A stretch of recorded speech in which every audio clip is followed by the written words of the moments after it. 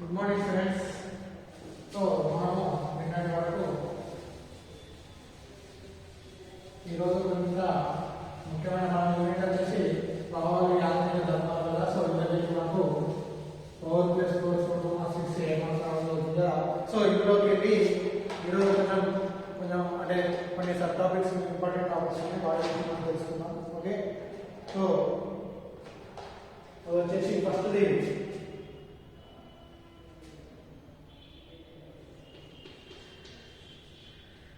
తలతన్యత.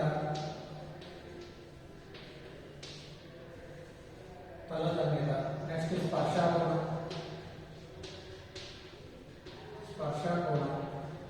Next Bernoulli సిద్ధాంతం. So ఈరోజు subject గురించి మనం ఈరోజు తెలుసుకుందాం. సో తలతన్యత ఫస్ట్ ఏంటిది? తలతన్యత. సో ఈ తలతన్యత అనేది ద్రవాలకు ఉండేది ఒక ప్రత్యేకమైనటువంటి ఒక భౌతిక సహజమైనటువంటి ధర్మం. సో ఈ తలతన్యత వల్లనే ఏంటిది వర్షపు బిందువులు లేదా నీటి బిందువులు లేదా బుడగలు ఏ ఆకారంలో ఉంటున్నాయి? గోళాకారంలో ఉంటున్నాయి. ఏ ఆకారంలో ఉంటున్నాయి? గోళాకారంలో ఉంటున్నాయి. దానికి కారణం ఏంటిది? ఆ యొక్క ద్రవాలకు ఉండే తలతన్యత వల్ల. అంటే చిన్న ఏమైతుంది వాటి యొక్క తలతన్యత వల్ల ఆ వైశాల్యం కనిష్ట వైశాల్యాన్ని పొందడానికి మాత్రమే గోళాకారంలో నీటి బిందువులు కానీ వాటి యొక్క బుడగలు కానీ గోళాకారంలో. వర్షం బిందువు చూసినట్టయితే ఏ ఆకారంలో ఉంటుంది? గోళాకారంలో ఉంటుంది. బుడగలు ఏ ఆకారంలో ఉంటుంది? గోళాకారం. సో అలా గోళాకారం ఉండడానికి కారణం అంటే ప్రత్యేక ప్రత్యేక భౌతిక ధర్మం ఏంటి? తలతన్యత. సో దీనివల్ల ఏమవుతుంది? ఆ నీరు కనిష్ట వైశాల్యాన్ని పొందడానికి ఏంలో కనిష్ట వైశాల్యం ఉంటుంది?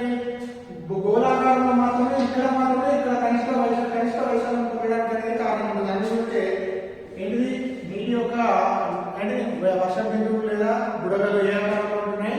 గోళాకారంలో ఉంటున్నాయి. ఎందుకు? దాని కారణం తలతన్యత. ఏంటిది? తలతన్యత. సో అందుకే అవి గోళాకారంలో ఉండడం జరుగుతుంది కదా. సో మరి తలతన్యత అంటే అసలు ఏమి ఇస్తారు? ఏంటిది తలతన్యత అంటే?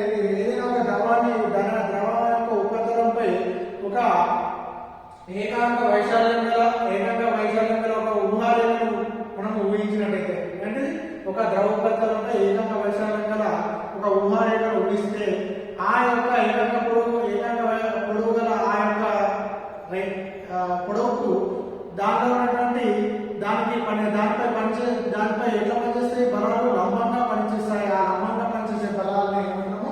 తలతన్యత అంటున్నాము. ఫస్ట్ ఏమంటున్నాము? ఏదైనా ఒక ద్రవం ఉపరితలంపై ఏమంటున్నాము?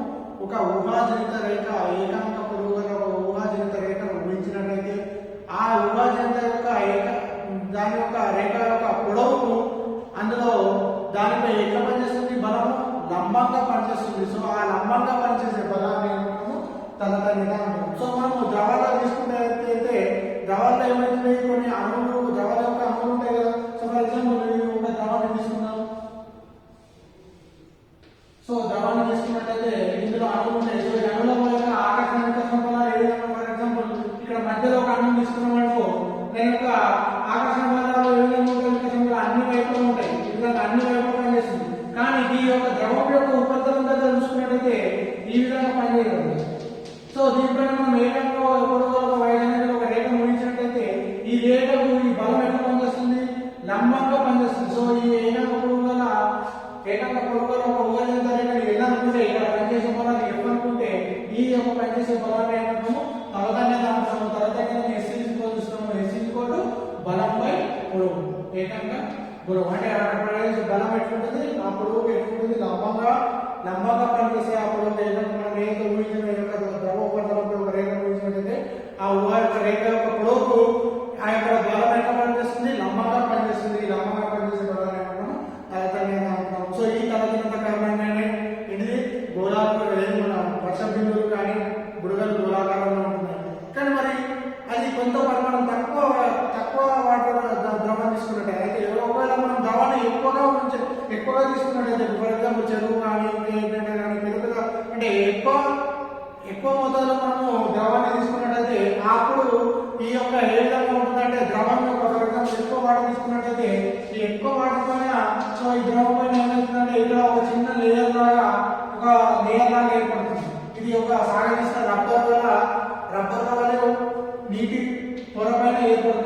దీని ద్వారా కాకుండా తలతెగడం వల్లే ఏమైతుంది, ఒక చిన్న సన్నని పొర వలె ఏర్పడుతుంది. సో ఇది ఒక దేని వల్ల స్థితిస్థాపక నీటికి ఉండే స్థితిస్థాపకత వల్లనే ఇది అనేది ఒక లేయర్ లాగా ఏర్పడడం వల్ల ఈ తలతెగడం వల్ల మనం కొన్ని చూసినట్లయితే వాటర్ పైన కీటకాలు చిన్న చిన్న కీటకాలు నిలబడడం జరుగుతుంది. ఎట్లా దోమలు చిన్న చిన్న కీటకాలు వాటర్ ఏం చేస్తే నడుస్తుంటాయి.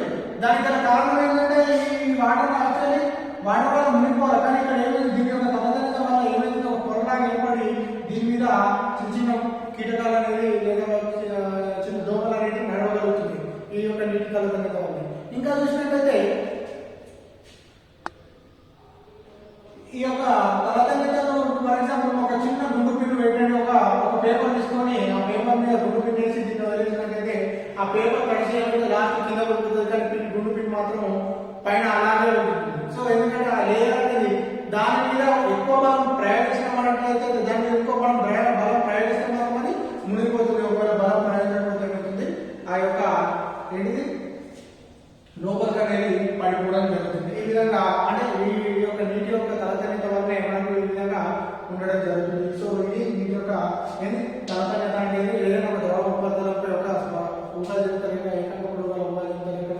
ఊహించినట్లయితే ఆ ఊహాజనితంగా ఒక పొడవు లంబంగా పనిచేసే బలాన్ని మనం తలతెగడం నెక్స్ట్ ఇలా ఉపరితల శక్తి అని ఉంటుంది. ఏంటిది ఉపరితల శక్తి. ఉపరితల శక్తి అంటే ఉపరితల శక్తి అంటే ఏదైతే ద్రవం యొక్క మొత్తం వైశాల్యం పనిచేసే గరిష్ట స్థితి శక్తిని ఏంటిది ఉపరితలం అంటే ఏదైనా ఒక ద్రవం యొక్క దాని యొక్క వైశాల్యం పైన ఆ యొక్క ఉపరితల వైశాల్యంపై మొత్తం పనిచేసే గరిష్ట స్థితి శక్తిని ఏమన్నాము ఉపరితల శక్తి అంటాము. ఈ విధంగా ఏంటిది తలతెగడం అనేది నెక్స్ట్ ఉపరితల శక్తి అంటే ఈ విధంగా చెప్పవచ్చు. నెక్స్ట్ మనము స్పర్శ కోణం. స్పర్శ కోణం అంటే ఏంటంటే ఏదైనా ఒక ద్రవం వేరొక యానకంతో స్పర్శలో ఉన్నట్టయితే ఆ స్పృశించే బిందువు వద్ద ఒక స్పర్శరేఖను ఊహించినట్టయితే ఆ స్పర్శరేఖకు ఆ ద్రవం లోపల ఉన్న ఘనానికి మధ్య గల కోణాన్ని ఏమంటామంటే స్పర్శ కోణము అని అంటాం. దీన్ని దేంతో చూస్తున్నాము, తీటతో చూస్తున్నాము. సో చూడండి, ఒక బీకర్తో వాటర్ నింపాము. సో ఇది ద్రవం. ఈ ద్రవం ఎంపోయాలనేది ఈ ఘనం ఈ బీకర్ యొక్క ఘనం లేదు. సో ఇక్కడ చేసే కోణాన్ని ఏమంటున్నాము స్పర్శ కోణం. దీని ఏమంటాము స్పర్శ కోణం. సో ఇక్కడ చేసినటువంటి కోణాన్ని ఈ స్పర్శ కోణం అంటారు. ఈ స్పర్శ కోణం ఆధారంగానే ఒక్కొక్క ద్రవానికి ఒక్కొక్క రకంగా స్పర్శ కోణం ఉంటుంది. ఫర్ ఎగ్జాంపుల్ చూసినట్లయితే మనము నీటితో మనము చేతులు నీటితో కడిగితే మన చేతులు తడుస్తున్నాయి. అదే విధంగా బాతులు మన నీళ్ళలో కలిసినట్లయితే బాతులు నీటిని తడపలేదు. ఎందుకు? సో రీజన్ ఏంటి? దాని యొక్క స్పర్శ కోణం అన్నమాట. సో శుభ్రమైన నీటికి స్పర్శ కోణం ఎంత, స్వచ్ఛమైన నీటికి స్పర్శ కోణం ఎంత? 0. సో స్వచ్ఛమైన నీటికి అంటే ఈ స్పర్శ కోణం దేంతో చూసిన తీటా అనేది 90 డిగ్రీల కంటే తక్కువగా ఉన్నట్టయితే ఆ ద్రవాలు మనల్ని తడుపుతాయి. ఆ ఘన పదార్థాన్ని ఏం చేస్తే తడపడం జరుగుతుంది, అంటే పక్షిపోవడం జరుగుతుంది. ఒకవేళ తీటా ఈక్వల్ టు 90 డిగ్రీ కంటే ఎక్కువ ఉన్నదనుకో, అంటే ఒకవేళ అక్కడ యాంగిల్ అనేది 90 డిగ్రీల కంటే ఎక్కువగా ఉన్నట్లయితే అటువంటి ద్రవాలు ఏం చేస్తాయి, ఆ యొక్క ఘనపరిమాణాన్ని ఆ గాజు పాత్రలో తడపవు. ఫర్ ఎగ్జాంపుల్ చూసుకున్నట్లయితే పాదరసం తీసుకున్నట్లయితే దాని యొక్క స్పర్శ కోణం ఎంత 150 డిగ్రీలు. సో ఇంకా 90 డిగ్రీస్ కంటే ఎక్కువ ఉంది 150 డిగ్రీలు. సో పాదరసం మొత్తం దానికి గాజు పాత్ర ఉంటుందా? ఉండదు. సో ఈ విధంగా అలాంటి ద్రవాల యొక్క ఒక ప్రత్యేకమైనటువంటి ద్రవాల ఆధారంగా వాటి యొక్క స్పర్శ కోణాల ఆధారంగా ఏమైనా మన ద్రవాలు తడపాయా అనేది స్పర్శ కోణాల వల్ల మనము చూడవచ్చు. ఈ విధంగా స్పర్శ కోణం అనేది అదేవిధంగా స్పర్శ కోణం ఏ విధంగా ద్రవాలలో ఏ విధంగా తడపాయి అనేది ఈ విధంగా చూడవచ్చు. ఓకేనా? నెక్స్ట్ బెర్నూలీ సిద్ధాంతం. బెర్నూలీ సిద్ధాంతం ఏం చెప్తుందంటే ఏదైనా ఒక గుండం కూడా స్థిర వేగంతో ఒక ద్రవము ఏంటిది సిద్ధత రహిత, ఏంటిది స్నిగ్ధత లేకుండా. స్నిగ్ధత అంటే ఒక ప్రవాహి ప్రవహిస్తున్నట్లయితే ఆ యొక్క ప్రవాహం యొక్క ఆ పొరలో ఉన్నటువంటి ఏం చేస్తుంది, చెల్లాన్ని అడ్డుకునే దాన్ని ఏమంటున్నాము స్నిగ్ధత అంటున్నాం. సో ఈ గుండంలో స్థిర వేగంతో ప్రవహించే ప్రవాహం ఎటువంటి రహిత, స్నిగ్ధత రహిత అంటే స్నిగ్ధత లేకున్నటువంటి స్నిగ్ధత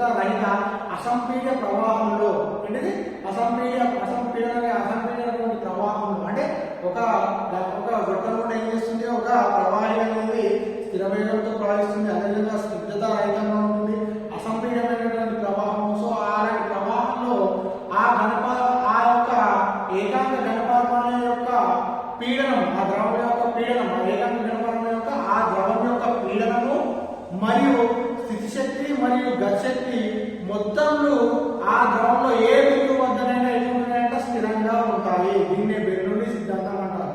అంటే మనం ఏదైనా ఒక స్థిరవేగంతో ఉన్నటువంటి ప్రవాహం తీసుకున్నట్టయితే ఆ ప్రవాహం ఎక్కువ ఉండాలా, అసంపీడనం ఉండాలా, నెక్స్ట్ ఏంటిది స్నిగ్ధత రహితంగా ఉండాలా. అలాంటి ప్రవాహం తీసుకున్నట్టే ఏకాంక ఘనపరమైనటువంటి ఆ యొక్క ప్రవాహిలో పీడనము ఎట్లుంటుంది, పీడనము మరియు స్థితి శక్తి మరియు గతిశక్తులు ఎట్లుంటున్నాయి, ఏ బిందువు వద్దనైనా మొత్తం ఏ విధంగా ఉంటుంది, స్థిరంగా ఉంటుంది. సో బెర్నౌల్లి సిద్ధాంతం ఏం చేస్తుందంటే P ప్లస్ హాఫ్ రో V స్క్వేర్ ప్లస్ రో GH ఈక్వల్ టు 0 లేదా స్థిరం.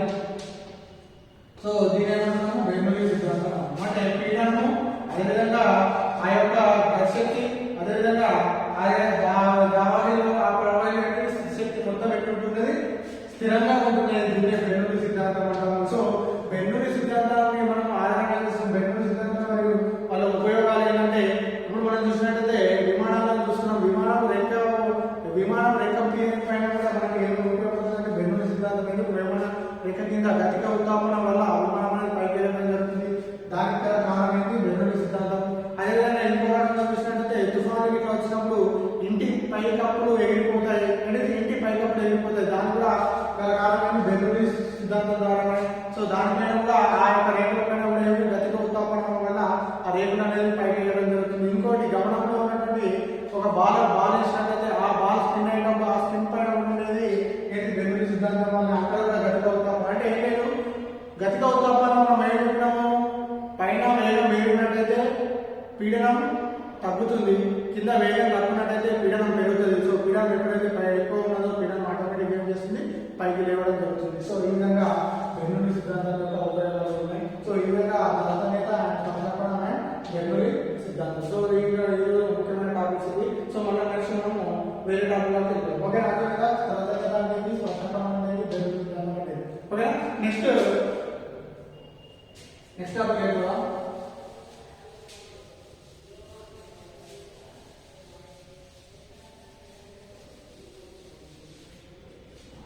నెక్స్ట్ పాస్కల్ నియమం.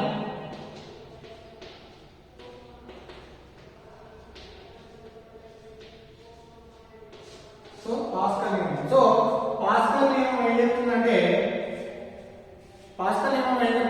గురుత్వాకర్షణ శక్తిని విస్మరించినట్టయితే ఏంటిది, గురుత్వాకర్షణ శక్తిని విస్మరించినట్టయితే స్థిరంగా లేదా నిశ్చలంగా ఉన్నటువంటి నీటిలో ద్రవంలో ఏ బిందువు వద్ద అయినా పీడనం ఏ విధంగా ఉంటుందంటే స్థిరంగా ఉంటుందని పాస్కల్ నియమం మనకు తెలియజేయడం జరుగుతుంది.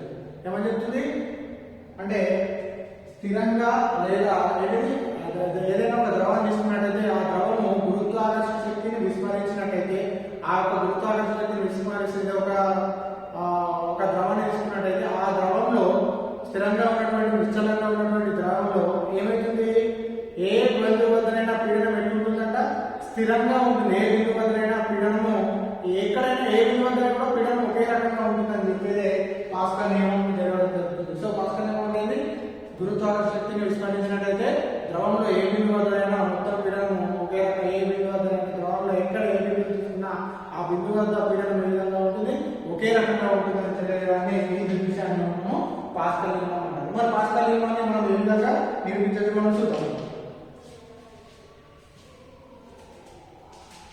సో పాస్కల్ నియమం ఒక పటం ఉంది, ఆ పటం చూద్దాం.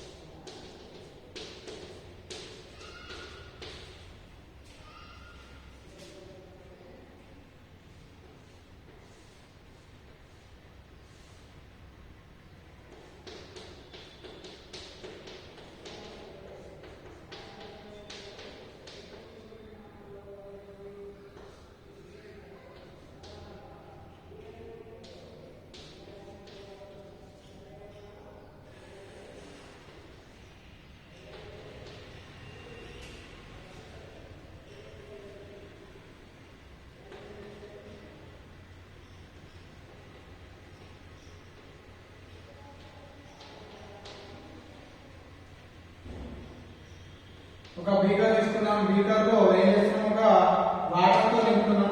సో వాటర్ నింపి అందులో ఒక స్తూపాన్ని తీసుకుంటున్నాం.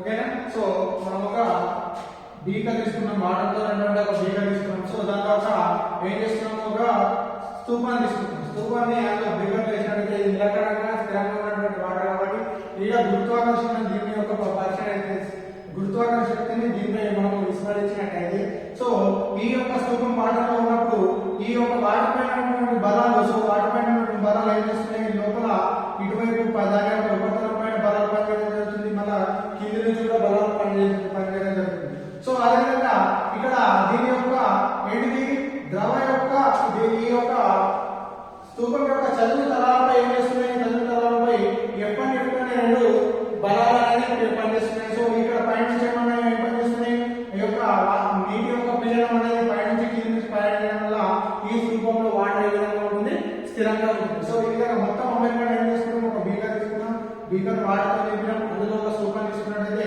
ఏకాంక వైశాల్యంగా ఏఐ యొక్క వైశాల్యంగా ఒక స్తూపాన్ని తీసుకున్నాం. ఆ స్తూపము CD బిందువుల పైన ఏం చేస్తున్నాం, పీడనం పైనుంచి మరియు కింది నుంచి ఆ యొక్క నీటి యొక్క పీడనం అనేది పనిచేయడం జరుగుతుంది. అదేవిధంగా దీని యొక్క చదువుతరాలపై F1 మరియు F2 అనేటువంటి బలాలు పనిచేస్తున్నట్టయితే, సో ఇక్కడ ఈ విధంగా బలాలు చేసినప్పుడు దీని యొక్క వక్రతలాల వైశాల్యం వక్రతలాలపై పనిచేసే బలాలు ఏదైతే శూన్యమైంది.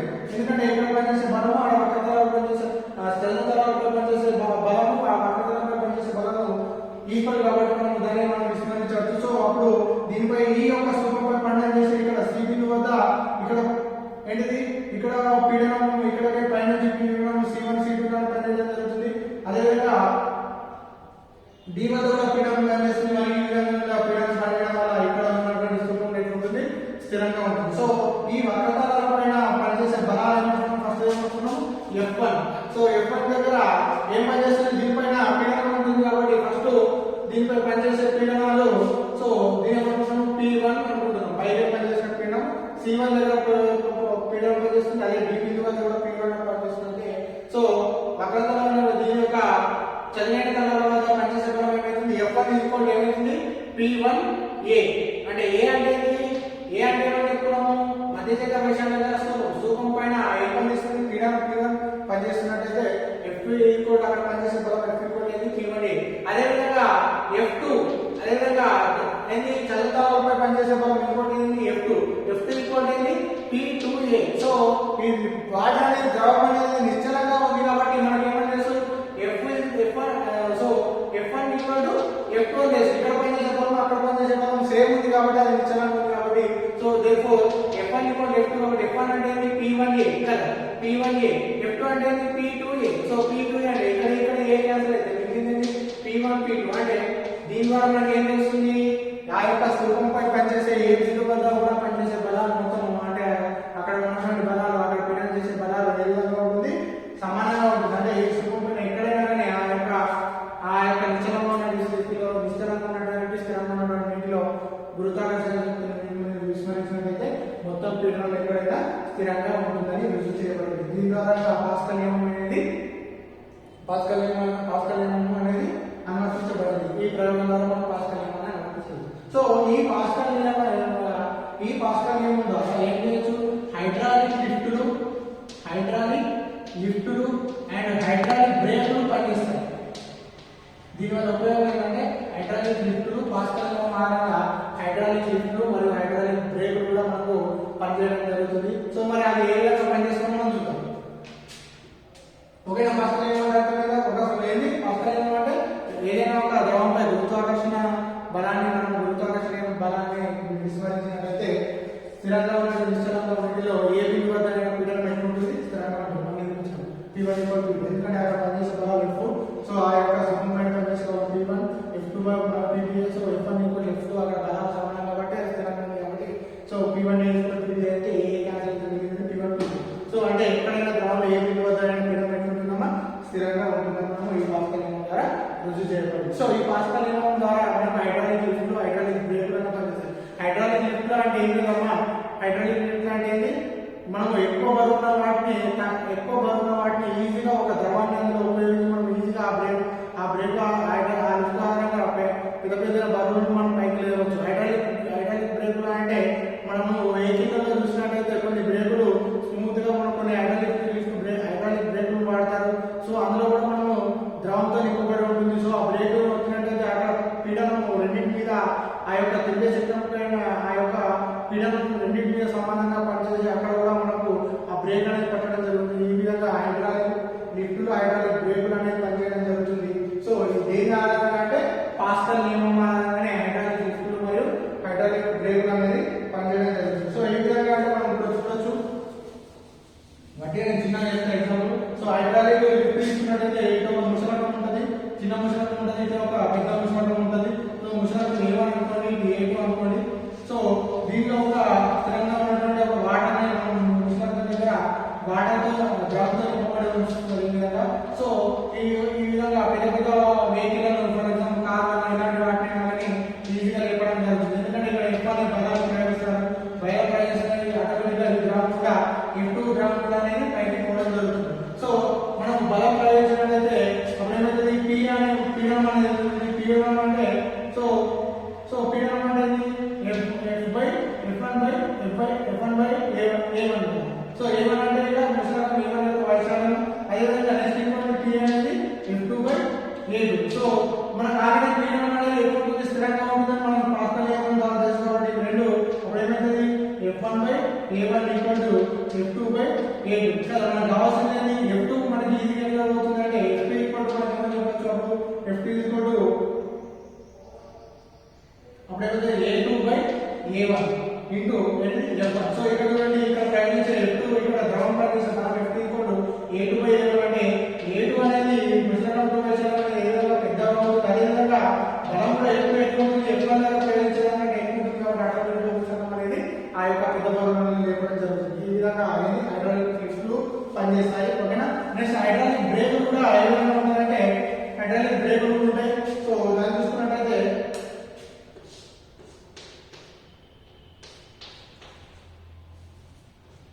సో ఇక్కడ ఒకటి బ్రేక్ ఉంటుంది, బ్రేక్. సో ఇక్కడ S1 S2 అనే దండం ఉంటుంది. సో దీని మీద సో ఇక్కడ P1 P2. సో ఇందులో ద్రవంతో నింపబడి ఉంటుంది. సో ఎప్పుడైతే బ్రేక్ నెట్టగానే ఈ పీడనం మనకు పాస్కల్ నియమం ప్రకారం స్థిరంగా ఉన్న పీడనం రెండు సమానం కాబట్టి ఇక్కడ రెండు పీడనం పనిచేసి ఈ నడుస్తున్నటువంటి చక్రం యొక్క బ్రేకుల మీద సో ఆ బ్రేకుల మీద ప్రెజర్ పడి ఏదైతే ఈ చక్రం అనేది ఆపడం జరుగుతుంది. ఈ విధంగా హైడ్రాలిక్ బ్రేకులలో కూడా మనం పాస్కల్ నియమాన్ని ఆధారంగా ఏంటిది హైడ్రాలిక్ లిఫ్ట్లో హైడ్రాలిక్ బ్రేకులు అనేది ఉపయోగపడుతుంది. సో ఈ విధంగా మనం పాస్కల్ నియమం అనేది ఉపయోగపడుతుంది. నెక్స్ట్ ద్రవ స్థాయిక నిరోధభాసం అనేది ఒక టాపిక్ ఉంది. ద్రవ స్థాయిక నిరోధభాసం అనేది చూద్దాం. సో దాని గురించి మనం చూద్దాం.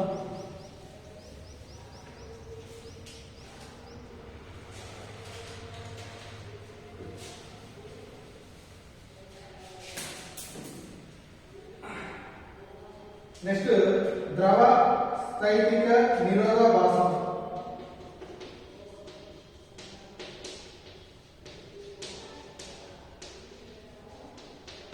ద్రవ స్థైతిక నిరోధభాసం. సో దీని కూడా ఒక పదం ఉన్నది.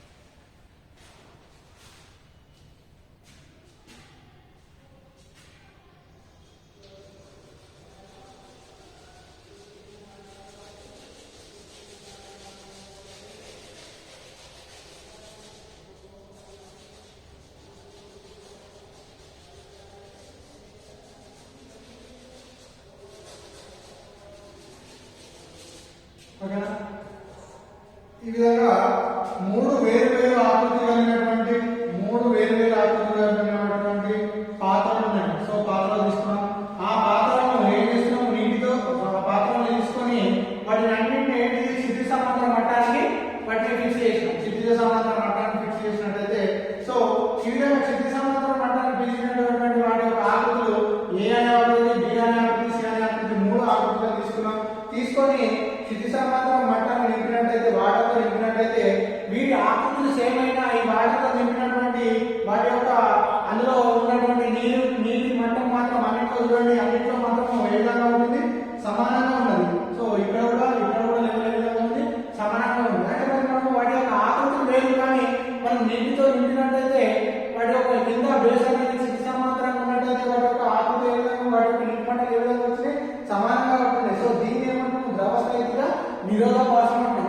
దాని మీనింగ్ ఏంటంటే క్షితిజ సమాంతర నీటి మట్టం వద్ద, ఏంటిది క్షితిజ సమాంతర మట్టం వద్ద ఏమైతుంది, అన్ని బిందువులపై ఏంటిది ద్రవ పీడనం, ద్రవం కలిగేసే పీడనం ఏ విధంగా ఉంటుంది, సమానంగా ఉంటుంది. అంటే క్షితిజ సమాంతర మట్టం వద్ద ఆ యొక్క ద్రవం కలిగేసే పీడనము అన్ని బిందువుల వద్ద ఏ విధంగా ఉంటుంది, సమానంగా ఉంటుంది. దాన్ని మనము ద్రవస్థితిక నిరోధభాసం అంటారు. అంటే మనం ఎలాంటి ఆకృతి పదార్థాన్ని తీసుకున్నా అందులో నీటిని నింపినట్టయితే, ఒక క్షితిజ సమాంతర మట్టం గుట్టాన్ని నుంచి ఏమైనా నీటిని నింపినట్టయితే ఏమవుతుంది, ఆ యొక్క వాటి యొక్క ఆకృతిలో ఉన్నటువంటి నీటిలో నీరు ఏ విధంగా ఉంటుంది, సమానంగా ఉంటుంది. దీనికి కారణం ఏంటంటే దాని యొక్క క్షితిజ సమాంతర మట్టం పైన ఏమవుతుంది, అన్ని బిందువుల పైన ఆ ద్రవం కలిగేసే పీడనం ఏ విధంగా ఉంటుంది, సమానంగా ఉంటుంది. దీని ఏమంటాము, ద్రవస్థితిక నిరోధభాసం అని అనడం మనకు జరుగుతుంది. ఈ విధంగా ద్రవస్థితిక నిరోధభాసం అంటే ఏంటి, మనకు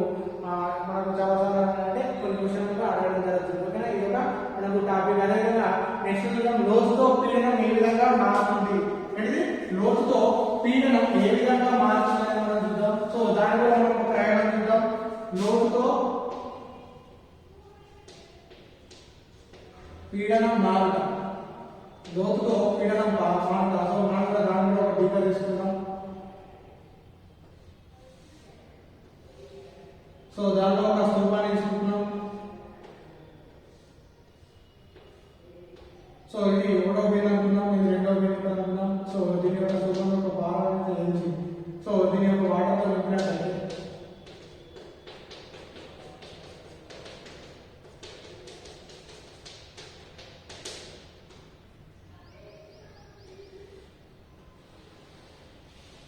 సో ఒక ఒక గాజు పెట్టాన్ని తీసుకొని అందులో వేస్తున్నాం. మళ్ళీ ఇంకొక చిన్న స్తూపం తీసుకుంటున్నాం, అది ఎంజీ బాలకైనటువంటి స్తూపం తీసుకున్నట్టయితే స్తూపం యొక్క 1వ బిందువు 2వ బిందువు నుండి ఏ ఎత్తులో ఉందమ్మా, హెచ్ ఎత్తు పైన అనేది 1వ బిందువు పైన ఉంటుంది. సో ఇక్కడ కూడా మనకు ఇక్కడ పనిచేసే బలాలు, ఇక్కడ పనిచేస్తే దీని యొక్క ద్రవం యొక్క బలాలు సమానమైతాయి. కానీ దీనిపై పనిచేసే పీడనము, అదేవిధంగా కింది నుంచి పనిచేసే పీడనము P2 మైనస్ P1 ఏదైతే P2 మైనస్ అంటే ఇక్కడ రెండు పనిచేసే అంటే దేనిపైన పనిచేస్తుంది, ఏ అనే ఒక ద్రవ్యరాశి పైన, అంటే మన స్తూపం యొక్క ఏదైనా వైశాల్యం గల స్తూపం పైన పనిచేస్తుంది. దానికి ఏదైతే సమానం ఎంజీకి అనేది సమానం అవుతుంది. అంటే ఇక్కడ సో ఇక్కడ ఏ 1వ బిందువు 2వ బిందువు నుంచి నీటిలో స్తూపం ఏదైతే హెచ్ ఎత్తులో ఉన్నది. సో దీనిపైన పనిచేసే దీని ఏదైనా పరిమాణంలో వైశాల్యం గల ఏ అనే ఒక దాని యొక్క భారం ఎంత ఎంజీ అనేది అవుతుంది. సో ఈ P2 P1 దేనిపైన ఏ పైన పనిచేస్తుంది, దానికి దేనికి ఈక్వల్ అవుతుంది, దాని యొక్క ద్రవ్యరాశి భారం అనేది ఈక్వల్ అవుతుంది. సో ఎంజీ ఈక్వల్ టు 0 అవుతుంది. కానీ మనకు సాంద్రత అంటే తెలుసు, రో అంటే మనకు సాంద్రత అంటే తెలుసు. రో అంటే m/v అని తెలుసు కదా. రో అంటే సాంద్రత అంటే మనకు ఏమని తెలుసు, m/v అని తెలుసు కదా. సో మనకి ఏమో m ఉంది. సో m తీసుకున్నట్టయితే మనకి ఏం కావాలంటే m ఈక్వల్ అవుతుంది, m ఈక్వల్ టు రో v అయితే m ఈక్వల్ అవుతుంది రో v కదా. కానీ రో v, కానీ ఇక్కడ v ఈక్వల్ టు ఏమవుతుందంటే HA, ఘనపరిమాణం ఏమవుతుంది, v ఈక్వల్ టు HA, అదేవిధంగా m ఈక్వల్ టు రో v. సో అప్పుడు మొత్తం ఏమవుతుంది, m is equal to rho into v దగ్గర HA. సో ఈ m ఈక్వల్ టు రో HA ను, రో అంటే సాంద్రత, ఎత్తు అంటే దాని యొక్క ఎత్తు, ఏ అంటే ఆ యొక్క స్తూపం యొక్క ఏకాంక వైశాల్యం అని చెప్పుకోవచ్చు. సో దీని m అనేది అక్కడ ప్రతిక్షేపించినట్లయితే అనేది P2 మైనస్ ఈ సమీకరణం 1లో ప్రతిక్షేపించినట్లయితే P2 minus P1 into A into రో HA కదా. సో ఇక్కడ ఇక్కడ A క్యాన్సిల్ అయితే మిగిలింది P2 minus P1 equal to ఇక్కడ G ఉంది కదా. సో ఇక్కడ G రాయాలి.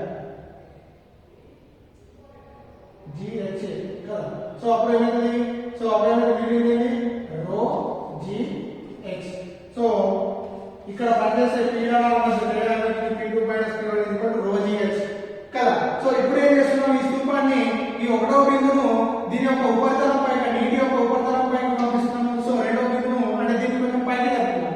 పైకి తగ్గినప్పుడు ఏమవుతుంది, ఇక్కడ ఏమవుతుంది P1 ఈక్వల్ టు ఏమవుతుంది PA, ఎందుకంటే వాతావరణ పీడనానికి సమానం. ఎందుకంటే నీటి ద్రవం పైకి పోతుంది కాబట్టి P1 ఈక్వల్ P2 PA, అదేవిధంగా P2 ఈక్వల్ ఏమవుతుంది ద్రవం యొక్క పీడనం అవుతుంది. సో సమీకరణం ఇది 2 అనుకుందాం, సమీకరణం 2 అనుకుందాం. సో ఇక్కడ నుండి సమీకరణం 2 నుండి P2 దగ్గర మనం ఏం ప్రతిక్షేపించాలా, P ప్రతిక్షేపించాలా, P1 దగ్గర ఏం ప్రతిక్షేపించాలా, A ప్రతిక్షేపించాలి. సమీకరణం 2 నుండి ఇప్పుడు ఏది దీని కొంచెం పైకి తగ్గినాం, ఏంటిది దీన్ని ఈ యొక్క లోపల ఉన్న వాటిలో ఉన్న డిఫరెన్స్ కోసం పైకి తగ్గితే ఇవన్నీ ఏమవుతుంది నీటి ఉపరితలం పైకి వస్తుంది, 2 ఏమవుతుంది పైకి తగ్గుతుంది. అప్పుడు పీడనాలు ఏ విధంగా మారుతుంది, P1 ఈక్వల్ వాతావరణ పీడనం సమానం అవుతుంది, P2 ఈక్వల్ P అంటే P గా మారుతుంది, పీడనం నీటి యొక్క పీడనంగా మారుతుంది. సో అప్పుడు చూసుకున్నట్టయితే సమీకరణం 2 మీద P2 దగ్గర ప్రతిక్షేపించాలా P. సో కాబట్టి P2 దగ్గర P1 equal PA equal to రో GH. అప్పుడు మనకు P equal to minus P plus P అయితే ప్లస్ రో GH. సో పీడనం అనేది ఏ విధంగా మారుతుందంటే నీటి యొక్క అడుగు భాగంలో పీడనం అనేది వాతావరణ పీడనం కంటే ఇంకా రో GH అనేది ఎక్కువ రావడం జరుగుతుంది. ఈ విధంగా లోతుతో పీడనం ఏ విధంగా మారుతుందంటే మనకు ఈ విధంగా ప్రయోగం చేసి లోతుతో పీడనం అనేది ఈ విధంగా మారుతుందని చెప్పవచ్చు. ఈ విధంగా మనకు ఇంతతో మనకి ఈ యొక్క ఎన్ని ప్రవాహాలు అనేది మనకి టాపిక్ అనేది కంప్లీట్ అనేది ఇంకో చిన్న టాపిక్స్ సరిపోతుంది. ఓకేనా. సో ఇది ఈ యొక్క ఇంట్లో మనకి ఇంపార్టెంట్ టాపిక్. ఓకేనా. రేపటి క్లాస్లో మనం మళ్ళీ కలుసుకుందాం. Thank you.